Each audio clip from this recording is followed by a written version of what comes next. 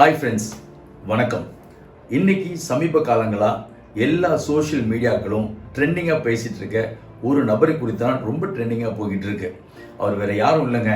இன்னைக்கு சமீப காலங்களில் தேர்ந்தெடுக்கப்பட்ட ராஜ்யசபையோட எம்பி நம்ம கிறிஸ்டோபர் திலக். யார் இந்த கிறிஸ்டோபர் திலக்? அவருடைய பின்னணி என்ன அப்படின்னு சொல்லி பார்த்தோம்னா, அவங்க தாத்தா பாட்டி ஒரு சாதாரண ஒரு குக்கிராமங்க. அதுல 5 பிள்ளைகள். அதுல ஒருத்தர் தான் மிஸ்டர் மாணிக்கம். அவரு தன்னுடைய பட்டப்படிப்பை முடிக்கிறாரு, PhD பண்றாரு. ஐடில்பர்க் யூனிவர்சிட்டியை முடிச்சுட்டு மதுரை காமராஜ் யூனிவர்சிட்டியில ஹெட் ஆஃப் தி டிபார்ட்மெண்ட்டா தன்னுடைய வாழ்க்கையை நிறைவு செய்யறாருங்க. இவருக்கு பிறந்த மகன் தான் நம்ம கிறிஸ்டோபர் திலக். ரைட்டுங்களா? இன்னைக்கு ராஜ்யசபாவோட எம்பியா வந்திருக்காரு. அவருடைய அரசியல் பயணத்துல நிறைய மேடுகள், பள்ளங்கள், அசிங்கங்கள், அவமானங்கள் எல்லாம் தாண்டி தான் வந்திருப்பாரு. I'm really Impress. ஏன்னா அவருடைய இருந்த அந்த விஸ்டாண்ட் பண்ணி அந்த பவர்ல அவர் கூட வந்திருக்காரு.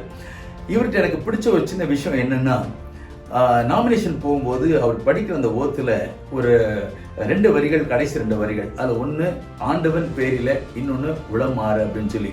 அப்போ அங்கே இருக்கவங்க சொல்லியிருக்காங்க, சார் இன்னைக்கு ஏதோ ஒன்று தான் சார் சொல்லணும்னு. அப்போ அவருக்கு என்ன சொல்லியிருக்காரு, ஆண்டவன் பேரிலே அப்படின்ற வார்த்தையை எதையுமே ஹெசிடேட் பண்ணாமல் இமீடியட்டாக சொல்லிட்டேன் அப்படின்னு சொன்னார். பட் அதை கேட்கும்போது பைபிள் ஒரு அழகான ஒரு வசனம் இருக்கு, முதலாவது தேவனுடைய ராஜ்யத்தையும் அவருடைய நீதியும் தேடுங்கள், அப்பொழுது இவைகள் எல்லாம் உங்களுக்கு கூட கொடுக்கப்படும் சொல்லி. அந்த வசனம் அவர் சொல்லும்போது எனக்கு ரொம்ப சந்தோஷமா இருந்தது. உண்மையாலுமே அவர் முன்னிறுத்தி வைத்த அந்த ஆண்டவன் பெயரில அவர் இன்னைக்கு ஒரு ராஜ்யசபா எம்பியா தேர்ந்தெடுக்கப்பட்டது நம்ம எல்லாருக்கும் ரொம்ப ரொம்ப ரொம்ப ரொம்ப சந்தோஷம்.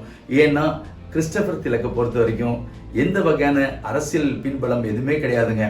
ஒரு சாதாரண ஒரு சாமானியன் இன்னைக்கு ஒரு சரித்திர புருஷனாய் மாறி இருக்கிறது பார்த்துட்டு இருக்க உங்களுக்கும் எனக்கும் இது மிகப்பெரிய ஒரு சவால்.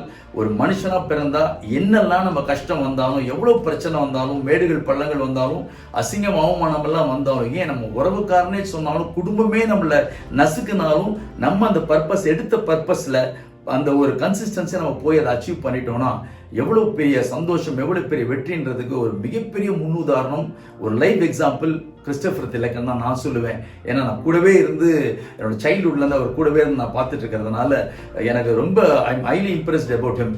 அவர் என்ன முயற்சிக்காக, என்ன திட்டங்களோடு இந்த பதவியை அவர் ஏற்றிருக்கிறாரோ, எல்லாம் வல்ல இறைவன் அவருக்கு எல்லா சீரும் சிறப்பும் கொடுத்து, அவர் மட்டும் இல்லை, அவர் உறவுகளுக்கு மட்டும் இல்லை, இந்த சமுதாயத்திற்கும் இந்த நம்முடைய எல்லா ஜனத்துக்கும் அவர் என்னென்ன பிளான்ஸ் கொண்டு வராரோ அது நல்லபடியாக நமக்கும் செய்யணும்னு சொல்லி நான் அவர் இந்த நேரத்தில் நம்ம உங்கள் அனைவரின் சார்பாக நான் wish you all the very best நான் சொல்கிறேங்க.